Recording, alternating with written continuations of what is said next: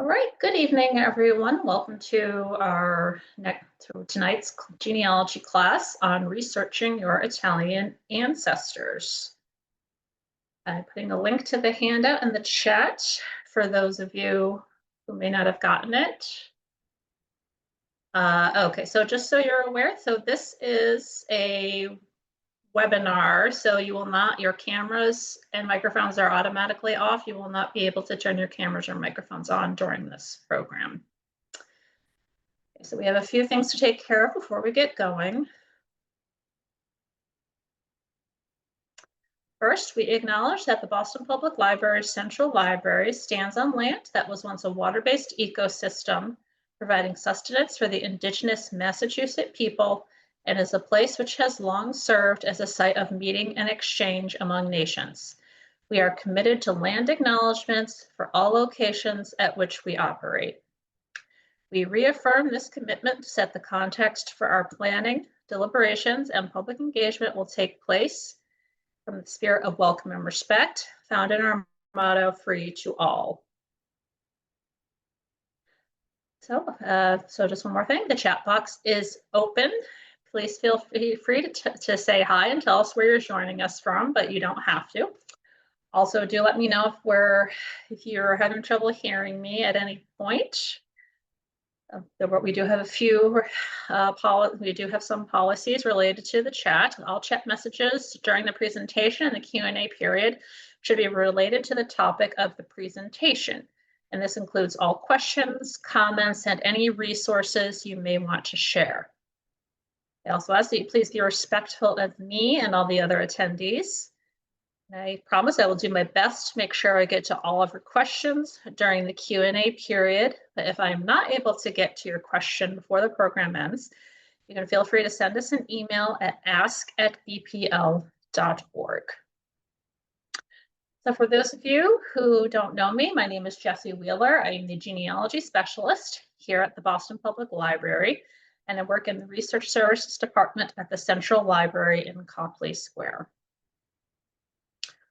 Today's topic is researching your Italian ancestors. So this is just an overview of what we're going to be covering today. First, we're going to be do a brief overview of the geography of Italy, some history of immigration from Italy to the United States. We're going to talk about dual citizenship. That's been a hot button issue. We get a lot of questions from folks who are trying to do that. And we're going to go over some resources we have available here at the BPL and some resources that are available elsewhere. And I see we have a lot of folks joining us from Massachusetts, but we do have, someone from Taiwan and California and Arizona. Welcome. We're happy to have you here. So this is just a little bit of the geography of Italy. This is a current map, and once again, so everyone will be getting a link to the slides tomorrow. So if you miss anything, don't worry about it. However, if you want to take pictures of any of the slides with your phones or do a screenshot, you're more than welcome to. But you will be getting a copy of the slides tomorrow. So just a little bit of the history of how Italy has been geographically organized. Historically, it was consisted of multiple independent city-states and smaller republics, and this is true up until 1861.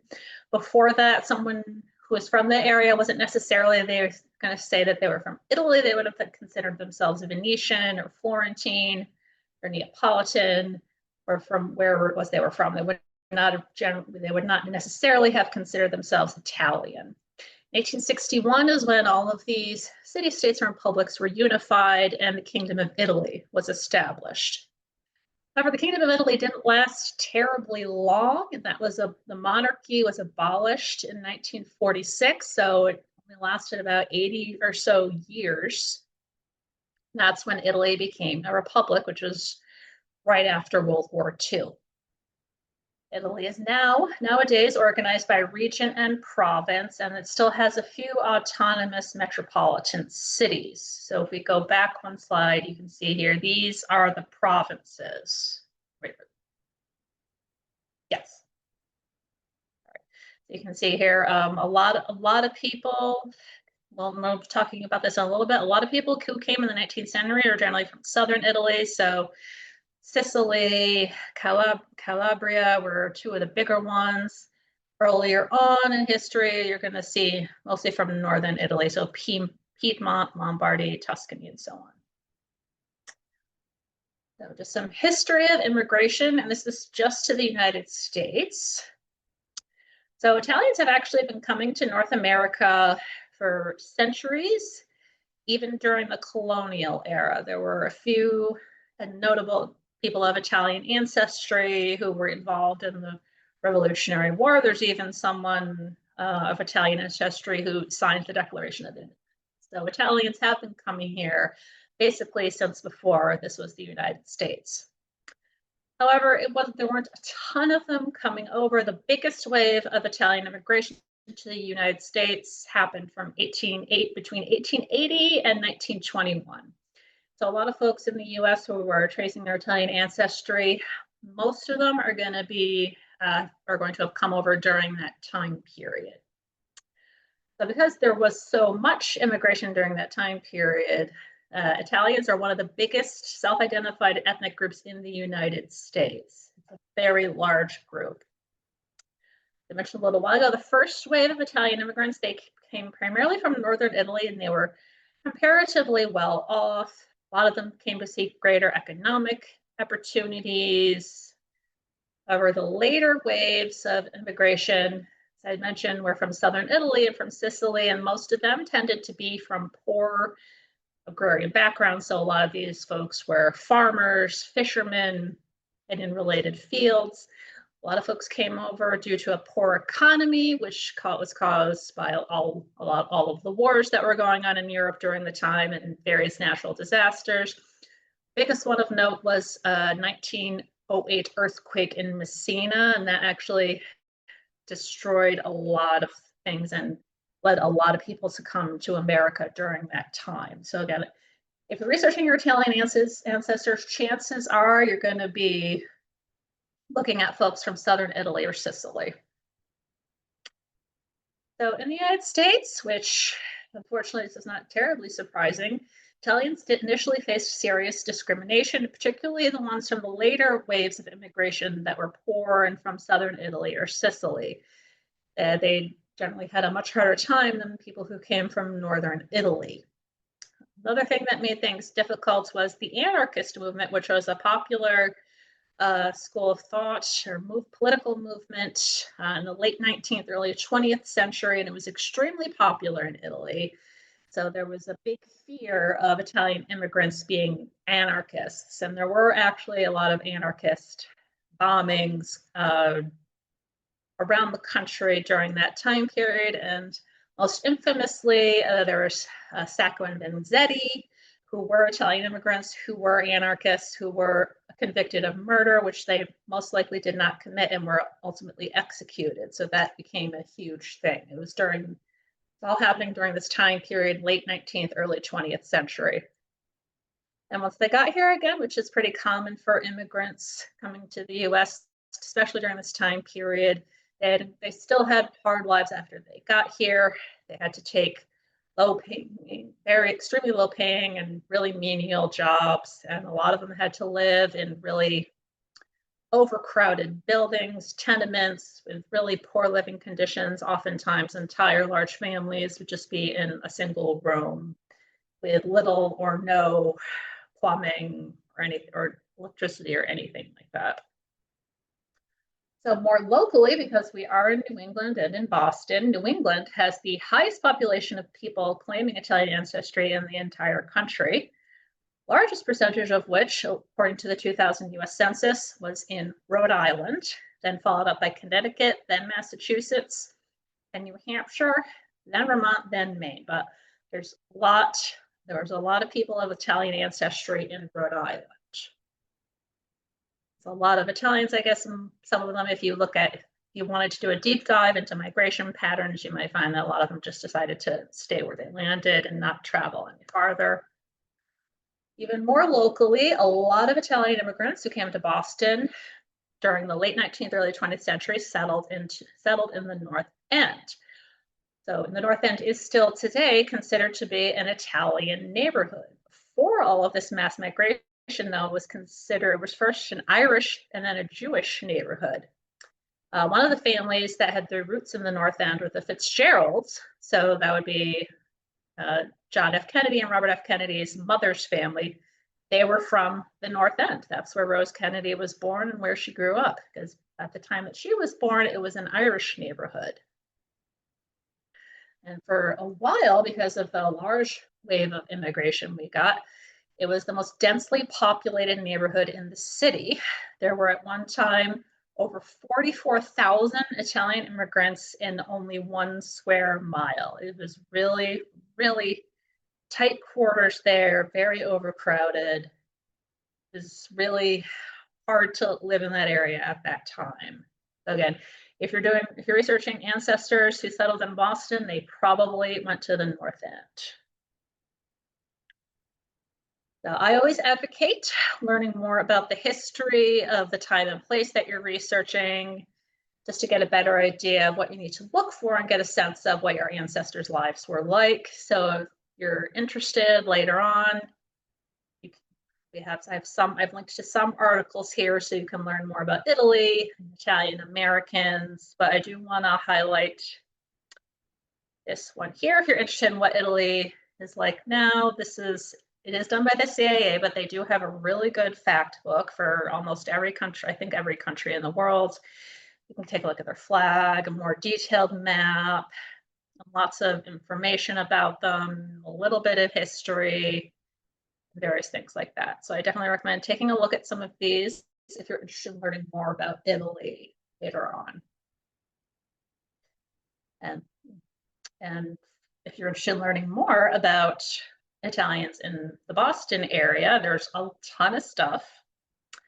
The one thing I will highlight right now is the Boston College Department of History. They have an ongoing project called Global Boston, which they offer they go a deep dive for different ethnic groups that have historically had high amounts of settlement in Boston. So if you're particularly looking at Boston, I definitely recommend looking at this, whether you have Italian ancestry or any of the other groups that they cover. They cover the Irish, of course, Canadians, Germans, Jewish immigrants, Chinese, Portuguese, Armenians, and many, many more. So if you have ancestors who immigrated from another country to Boston, there's probably going to be some information about that group here. I really love this website. Try to promote it whenever I can. All right, so big topic, which is probably why a lot of you are attending this class, because we've gotten a big uptick in questions related to this, is dual citizenship. The past few years, at least definitely at the BPL, we've seen a rise in folks trying to do research so they can get dual citizenship with Italy. So that's why I've added this section so I can go over the broad strokes of it. So this is just some basic information about it.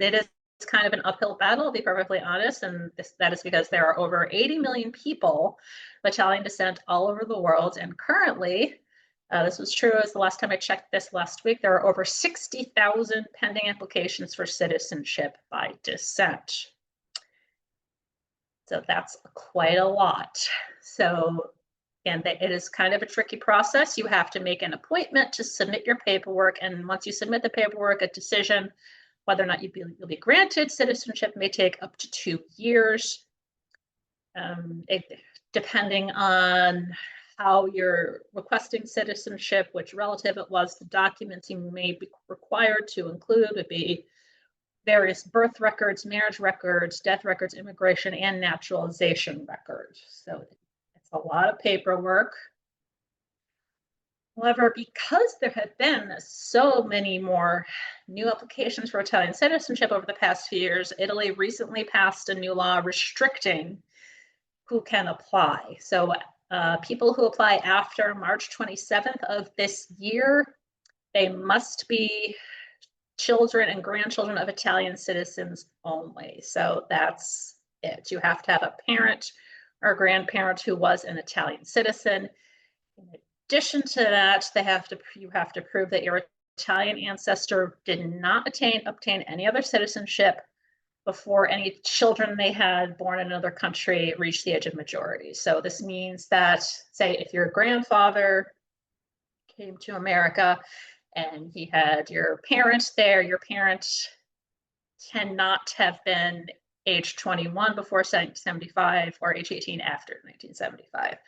So they've really kind of tightened up the window again. This is for anyone who wants to apply after March 27th of this year. If you already applied before that, you're going to go by the old laws. But again, they're trying to cut down on how many people are applying. So that's why they've instituted such severe restrictions. However, this is something that could change. Things like this often change, so I would recommend, keeping an eye on the news. There are some groups who are working to change this. The Consulate General of Italy in Boston has notices about things that change. This is where I first saw this. Again, this was announced just on March 31st this year, which was right about when I was putting this together.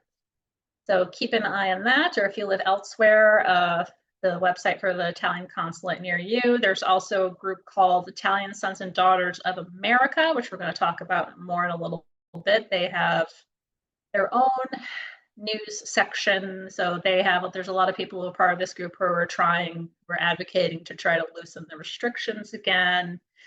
So I'd also recommend keeping an eye on this site because they have pretty frequent updates about this. The last one, I think this was posted in July. So keep an eye on them. I mean, don't hold your breath, but things like this change all the time. So this is, again, just something to keep in mind. If this is what you want to do, just be aware of that. And again, this is an incredibly tricky issue. I am not an expert by any means. I'm happy to help if folks are looking for specific documents, but it is really tricky. And if you're having a really hard time, I would highly recommend hiring someone who can help you out with that. There are professional genealogists who specialize in assisting people putting together their application packets for dual citizenship. So if this is something you're having a really hard time with, I'd recommend consulting with one of those folks. So now we're going to talk about some of the resources available at the BPL to research your Italian ancestry. So we actually have quite a lot of books. So if you're old-fashioned and you want to look at books, we do have some general guides for how to research your ancestors in Italy. We also have a really handy set here, which is Italians to America, which covers Italian passengers arriving at U.S. ports in primarily the 19th century. Let me see, there we go. So this is a multi-volume set. Let's see how many, yeah. So yeah, these are all the different volumes they have. It covers, it looks, I think, from 1885 to 1904 is how far back it goes. So again, that's hitting the time period when a lot of Italians were coming over to America. So this is information taken from other passenger list resources, but it's just Italians. So if you have an idea, if your ancestor came over during the time period they cover, they might be listed in here. So then you can get more information about where they came from. This is something that you would request at the Research Services Desk, which is at the Central Library in Cobble Square in the Washington Room, which is on the second floor. We also, again, this can go towards finding biographical information as well as finding, more information.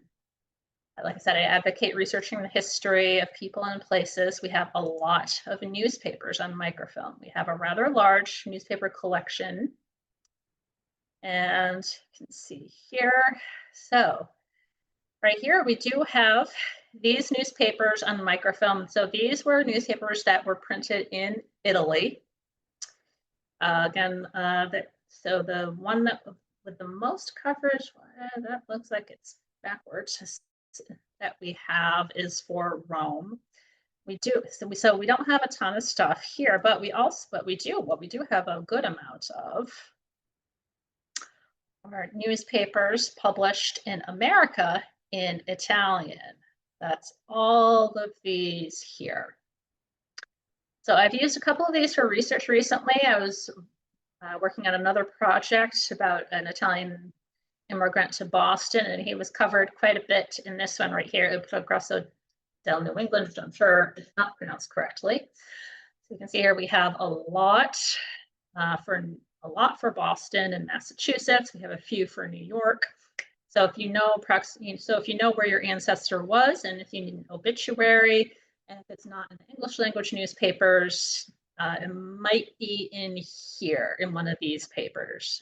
La Gazzetta del Massachusetts was the big one for Massachusetts, and that's the one we have the biggest range of coverage for from 1903 to 1962 with a couple of gaps there. So if you're researching someone who was moderately important or who had a significance in society in any way, they'll probably be covered in there.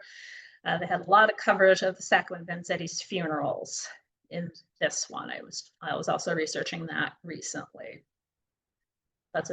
Newspapers are an excellent resource just in general, not just for obituaries, which is what a lot of folks use them for.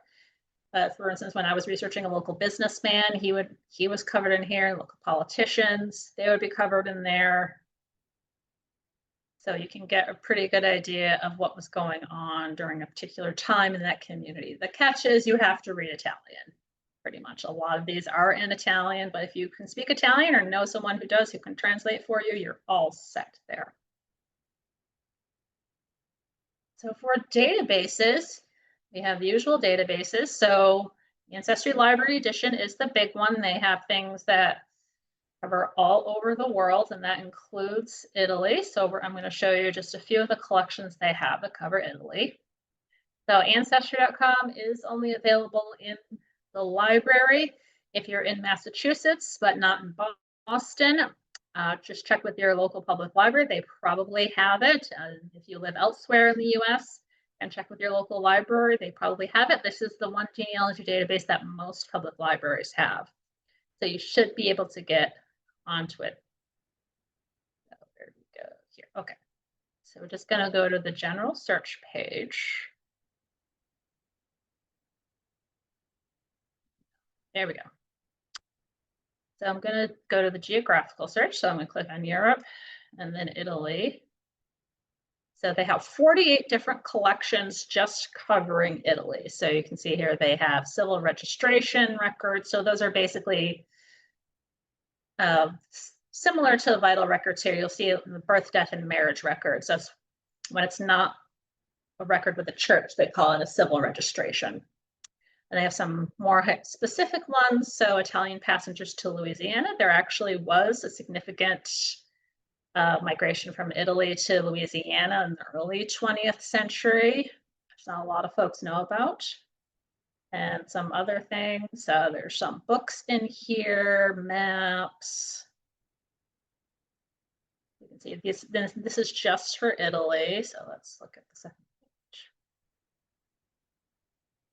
page. Yep.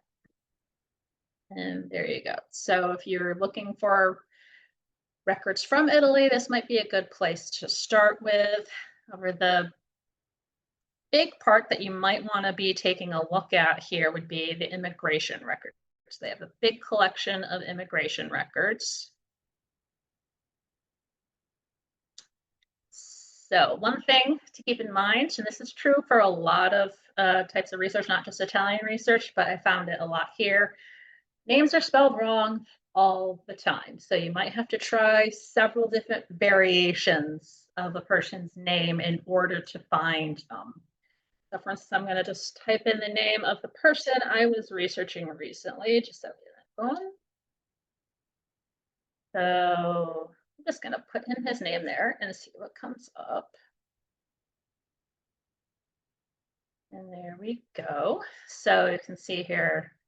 So you can see here, so these little things in brackets here are corrections that were submitted by users off the website.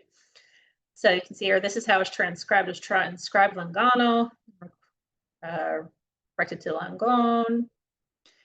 I can tell you just different records I've seen him as Giuseppe Antonio, Giuseppe A, Joseph Antonio, Joseph A, Joseph Anthony. So it's spelled all sorts of different ways. So that's just something you need to keep in mind. You might need to try quite a few different variations. So click on this one. Okay, yep, no, that's just an index record. There we go. This is the one I was looking for. Okay, so one of the big collections they have in here, particularly for Massachusetts, are naturalization records. So I'm not going to go too deep in the weeds on naturalization records. That's a whole nother class that I teach. What I can say is there are 3 different sets of papers. There's intention to become a citizen and a petition to become a citizen, and then your naturalization certificate when it gets approved. So this is his petition. So this is not the same person I was researching before, but they might have been related. So this will tell you their name, it'll tell you their occupation, where they live. So this person lived in Chelsea and at 429 Broadway. He was born in Naples in 1870. It tells you when he arrived in Boston. Gives you a specific date. Sometimes it'll tell you the name of the ship that they were on. This one isn't. And then it'll have witnesses in here. So if you can find a naturalization record, that can give you a pretty good idea of when they arrived. As other records can have that information, including census records, but those are based on self-reporting things and people's memory can be fuzzy. This is generally because they do ask for a specific date, not just an approximate year. So if you can find a naturalization record, if your person was naturalized, you can get a good amount of information in there. Other records like this will sometimes also include the name of their spouse, the name of their children, and then where those folks live, whether or not they've had children or spouse that died, and various other things. Also, it'll tell you witnesses here, so that can tell you sometimes they're other relatives, sometimes they're friends, but that can tell you who their connections were, where they were living. So you can get a good idea of this person knew him well enough to say they would be a witness to his, and that they were supporting his request to become a citizen of the United States. So you can get a good sense of what their community was like from that. Okay. All right, so the next one we're going to look at, and this one you can access from home with your BPL card. There we go. So this one you can access from home. The search function is a little wonky. It's so wonky, I'm actually teaching a whole separate class about this in November, so definitely check that out if this is something you're really interested in using. But why we like to promote this, they have a lot of the same things that Ancestry.com does, including birth, marriage, and death records. They have the census, and they also have immigration documents. But the main thing that we like is newspapers. So we're going to check on that in a little bit. But let's say I want to try the same person again.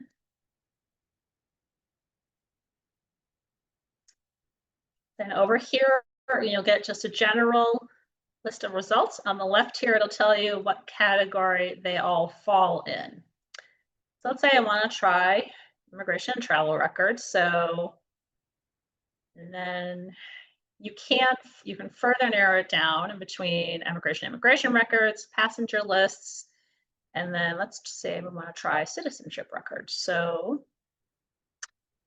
all right, and see here, the other interesting thing about this is they automatically just find names that are similar. So it's also, in addition to Langon, it's coming up with Longon, Longano, Longiana, Longin, Lancioni, and so on and so forth. The further away you get from the top of the list, the less similar to the thing you typed in it is. Let's click on this one. So this is another Massachusetts naturalization. So this is a fellow that lived named Giuseppe Longon, who lived in Worcester. So this tells you his age, gives you his birth date. This person, he did become a citizen, so this is the index for that. But not scrolling. There we go. So he got his citizenship on January 9th, 1939. So now you know this is when he became a citizen. So the date that people became citizens in the US is very important, not just for the US, because you need to find the record, and where the record will be depends on when it happened, where it happened. So you need to know when and where these things. And it is also important for applying for dual citizenship, because they can't have become a citizen by a certain time, according to the regulations they have in place now. So this can be a very important document to have. So we're going to go back, and then we're going to look at the real reason why I pulled this one up, which is the newspaper collection. So they have a very robust collection of newspapers, particularly from Massachusetts, but they do have them from all over the world, primarily the US. But the Massachusetts collection was scanned from the BPL. A lot of these came from us. So they have the Globe, they have the Heralds, they have the Record. This one's from Connecticut. They have the Post, and they also have a lot of smaller, local neighborhood newspapers too. So let's click on this one. Okay, so let's take a look at this article from the Post. So one thing that's handy is that it will highlight the results here. So you can see this is an article about this is what was at the time Columbus Day. So this is about a parade in Boston, and they also covered parades in Worcester. So they have some pictures, which, if these happen to be your relatives, would be a really cool thing to have. And the person we were researching, it says here, he was part of the parade. He was assisting the chief marshal of the parade. So you can see here, this is how he was involved in the community. So that's another reason why newspapers can be important. Figure out what they were doing. Were they part of social clubs? Were they involved in any charity efforts? And various other things like that. A lot of the articles I found about the other person I was researching, about things that he did as part of various fraternal organizations, charitable organizations, in addition to his work as an undertaker. He was also a politician. He had a lot of things going on. So you can get a really good idea of what they were doing. And again, I'm teaching an entire class on MyHeritage, which, if you're interested in using that, I definitely recommend that you take, because again, the search function can be a little wonky, but it's very much worth it if you work at it. Okay, so now we're going to check out some other resources that are available elsewhere. So one of the key things, especially if you're looking for records in Italy, you have to know where you're looking. There isn't one central place in the country. You have to know where your person was from. That's how their archives are organized. So there is this website. It is in Italian, so you will need to understand a little Italian. It will load for me. Sorry, my connection is this one does load kind of slowly, I've noticed. So while that's thinking, we're gonna take a look at this one. So there's also a lot of guides out there, especially more recently, because it has been a bigger area of interest on researching Italian ancestors. So this is from Family Search. Family Search is a very big genealogy website.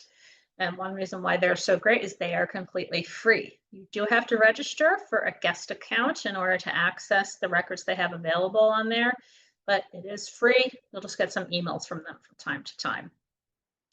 So they have courses. You can find out about all the different collections that they have. Again, they have a lot of civil registration things. Again, we're going to try putting in our guy's name again.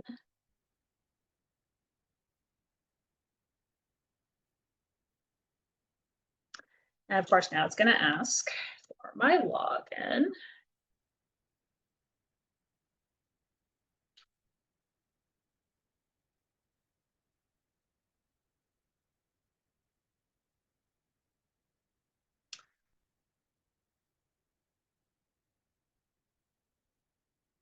There we go. And there's over 2,000 records for him. So I'm not sure which one of these is the person I was originally researching, but this can give you a good idea of what they have. So let's just try clicking on this one. So this is from,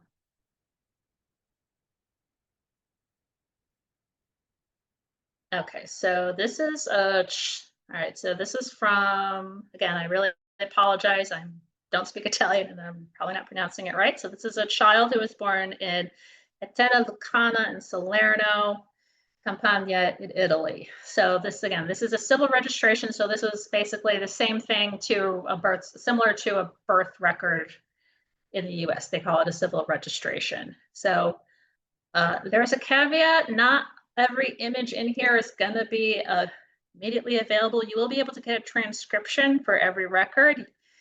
Images, some of them you will not be able to access unless you're at a family history center, which unfortunately we are not. I've been working on that for a while. I'm hopeful we'll get it done within the next year. So stay tuned on that one, but it is still a really useful. You can still get a transcription. So again, so this is from Salerno. So this child, not sure what this was.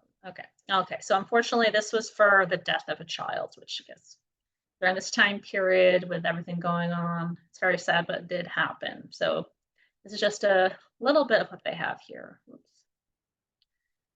You can get also, you can see a lot. So another thing that you can judge from this, if you're noticing people with similar names are all from the same place, it's entirely possible that they were related, or you can, so that can give you a good idea of where you should focus your research, particularly if you're not sure where your folks were from. So you can get a good idea of where the family might have been, especially if it's all around the same time period.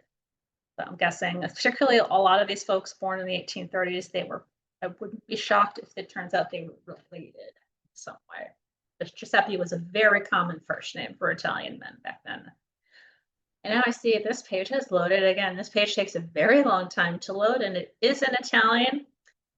For those of you who remember Craigslist, it's laid out kind of similarly to that. It's a bunch of different categories. It's first region, and then province. So let's say we want to do Sicilia, so that'll be Sicily, and that will come up for me relatively quickly. There, so it'll give you some basic information about the province and links to different places there. And again, I don't know if Google Translate works for this, but eventually what you'll get to is a list of archives and civil registration offices. So you'll get lists of places where that you would need to contact in order to access documents from there. So this is a very, very important site. And again, you basically kind of have to know where your person was from in order to make use of that. So this is related to the book set that the BPL has. The National Archives also has a data set that's, I believe, drawn from pretty much the same materials as those books, but it's in an online format. So it's not super easy to navigate. You basically have to download the file in order to look at it, and it is a massive file. So I wouldn't recommend doing that unless you have the literal bandwidth for it on your computer and you have the time to look through it. But that information is available out there. So the first list that we looked at, those were for civil registrations for government offices. Another great resource for looking up records in Italy is the Catholic Church. It was, I think it still might be, the predominant religion in the country. And religious organizations, particularly the Catholic Church, has always kept pretty good records. Again, it is in Italian, so you'll need to have a basic knowledge of Italian or have a friend who has Italian who can help you out with that. So you can look up and see where the parish records are. If you happen to know where your person lived, if you even know what church they might have gone to, if there was a big church in the area where they were from, you can see how you can access their records. Again, it is in Italian. A lot of these are going to be in Italian. So this next one is a government website. It's from the Italy's Ministry for Cultural Heritage and Activities. Okay, let's go. The upside with this one is they have an English version of the page. So if you really are having a hard time figuring out the other two pages we looked at, you can try this one. This is in English, so it's a little easier to search. It's not quite as comprehensive, so you're not going to get quite as much information, but you can still get a pretty good idea of what it is. And you can also do a date range. You can also search by name. So let's try our guy again.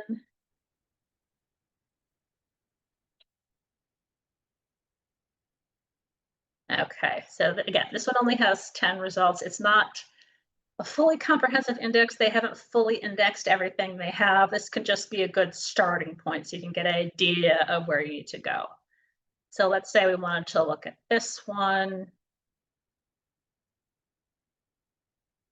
Okay, so this is telling you, okay, so I'm pretty sure this means that they died in 1813. So I believe this is a death record, and that actually also tells you, this gives you the mother's name, including the maiden name, which can be incredibly helpful, especially if she's one of the people that you need to find documentation for.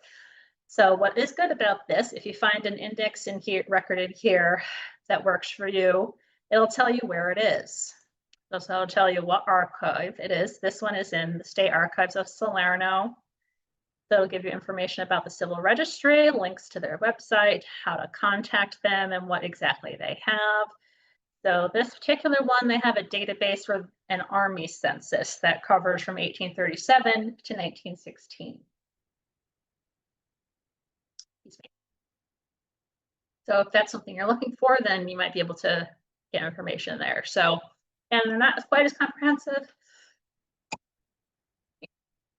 The website's in Italian, but if you really struggle with the Italian, this can be some place you can start. And once you figure out what archive you might need to go to, you can go back and get more information about from the other resources. So as I mentioned a little while ago, there are tons of guides out there for Italian genealogy. We saw one for a family search, the Order of Sons and Daughters of Italy and America, which we looked at a little while ago. They also have a lot of information. I'll give you a little bit of history of how it's organized. They can say Comuni, which you might have seen that word before. That's their town hall. So similar to the city clerk or town clerk's office here in the States, and the state archive is Archivi di Stato. You'll see that a lot. So that's a lot of places you're going to look at, and the parish churches. So it gives you good information about the time period, and it explains it more in here, but basically there's a lot of bureaucracy in Italy. So getting anything from one of those resources will probably take a while. That's why I've had folks come in who have been working on even just doing basic genealogy research, not even trying to get dual citizenship, just trying to find information. They've been working on it for years because there was a lot of red tape in Italy. So it can take a while. They recommend, and sometimes if you can swing it, this can be good, working with someone who is in Italy. Then this is true for any place you might be researching. If you're really having a hard time, and if you can manage it, hiring someone on the ground it will be a little easier to get there because they're in the country. So they will have networks and contacts, so they can maybe get it for you a little quicker than trying to do everything online or over the mail. But again, that's not an option that's available to everyone. So that's just something to keep in mind. It can take a while to get these things from Italy. And Ancestry.com also has a nice video. I'm not going to click on it because it'll just autoplay and ruin my bandwidth, but it's just a very basic thing from Ancestry.com. Ancestry.com actually has a lot of videos that you can watch for free that cover basic topics, including different types of researching different heritages and using different tools that they have. So this another thing I like to promote a lot. If you're researching a particular group or place, there's probably a genealogy society for it. These are just a few of the ones that I found for Italy. So there's just in general the Italian Genealogical Group. It is a nonprofit, so they can help you out a little bit. I don't know if they will do the whole thing for you, but they're definitely something. You can ask questions. They have databases. If you become a member, you'll be able to access them. So they're going to have slightly different things than the other government agencies will have in there and what Ancestry has. And again, so this one, if you're interested in heraldry, there's this one. So if you're descended from Italian nobility and you want to learn more about that, this is where you would go. And it's not entirely Italian, but there is a lot of Italian in there. And again, these are just a couple of things. This is just one I found to show as an example, because there's a group for everything. There's a group just for people descended from people who are from Calabria. There's groups for people from Sicily, people from Venice, people from Naples, people from every single province, every city-state, everywhere. So there's groups for literally everything. There's also groups for Italians who settled in Rhode Island, Italians who settled in New York. There are groups for everything, and a lot of them are really helpful people. If you don't find anything just online, try Facebook. A lot of smaller groups have a presence on Facebook. So you can try that. And again, most people doing this are really friendly, really helpful. They'll be happy to give you some advice. If you're really lucky, you might get someone who will be willing to help you out, help you get some records. That we've looked at Italian Sons of Daughters of America already. Okay, so see, those are at the end of my slides. So we do have a few minutes for questions. So let's see, looks like we have a few in here already. So Catherine was asking, can you access MyHeritage online with an e-card? Yes, you can. However, to do that, you do need to live in Massachusetts. But anyone who lives in Massachusetts can get an e-card. So you would just go to, let's see if this will open for me. There we go. You just go to our website, which is bpl.org. Oh, this is actually the guy I was talking about, this Joseph Langone. That's the project I was working on. So you just click on services. And then over here on the left-hand column, you click on e-cards. So it's pretty self-explanatory. You click on register for an e-card, and then there's just this form you have to fill out, and you can go from there. So anyone who lives in Massachusetts, if you're going to college in Massachusetts, if you work in Massachusetts, if you own property in Massachusetts, you can get an e-card, and then you can access MyHeritage. So Angelina was asking, only at the was asking about Ancestry.com. That is available at the library only. That is at any BPL branch. If you're accessing it through us, but like I said, it's a really popular database. So most bigger public libraries will have it. So if you don't live in Boston, just go to your nearest local library. They'll probably have it. It's pretty widely subscribed to. Okay, so David is saying he belongs to the Italian Genealogical Group, which we spoke about briefly. So yeah, so that's great. Thank you, David. So they offer monthly webinars. That's right. And so it's one of the least expensive options that I noticed while I was researching this. Okay, so we have a link to the handout. Okay, so there's the handout. So that's one of the easiest ways to go. They were relatively inexpensive compared to some other things that I didn't include, but there's a lot of services out there that you can pay them to do stuff for you, but I couldn't really verify whether or not they were reputable. I know the IGG is, so that's why I included them. Okay, so Jessica's asking, would newspapers.com be helpful? Does BPL have a subscription? We do not, unfortunately, have a subscription to newspapers.com. I wish we did, because there's a lot on there. We do have a lot of other ones, though. In addition to MyHeritage, we have, let's see, oh, okay.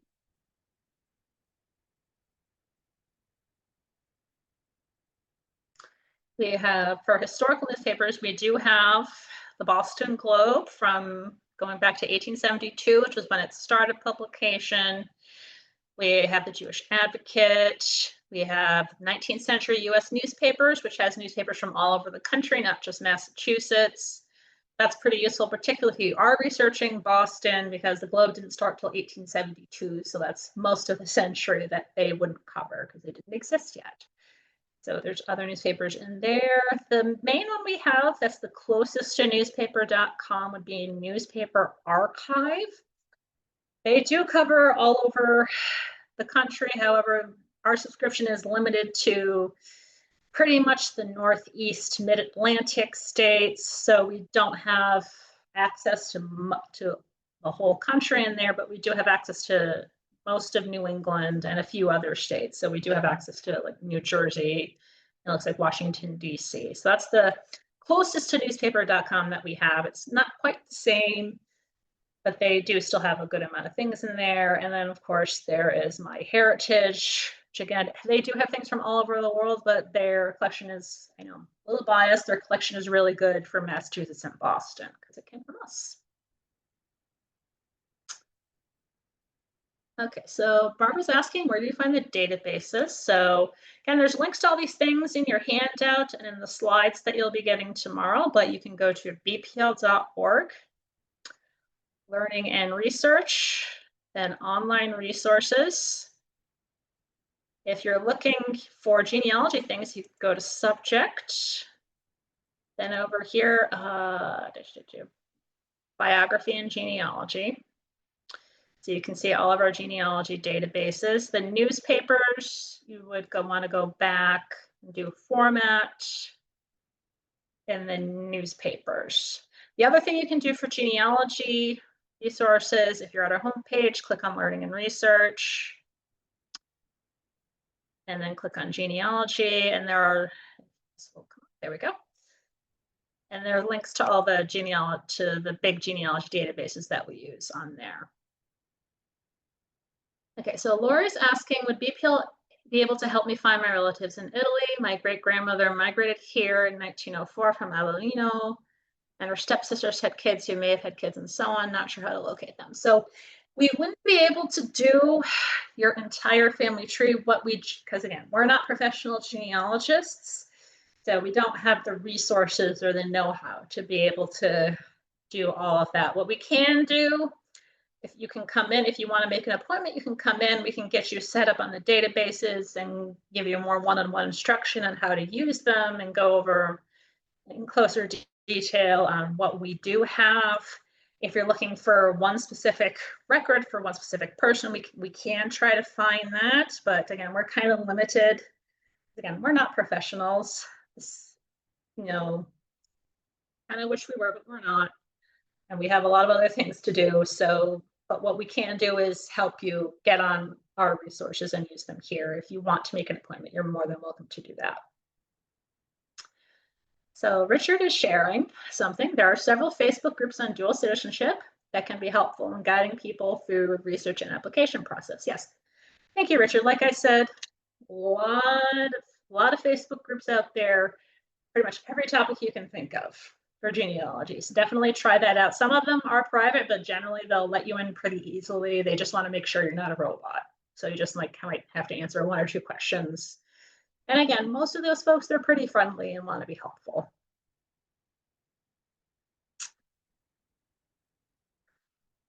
Okay, let's see. Oh, so Anna also has something to share.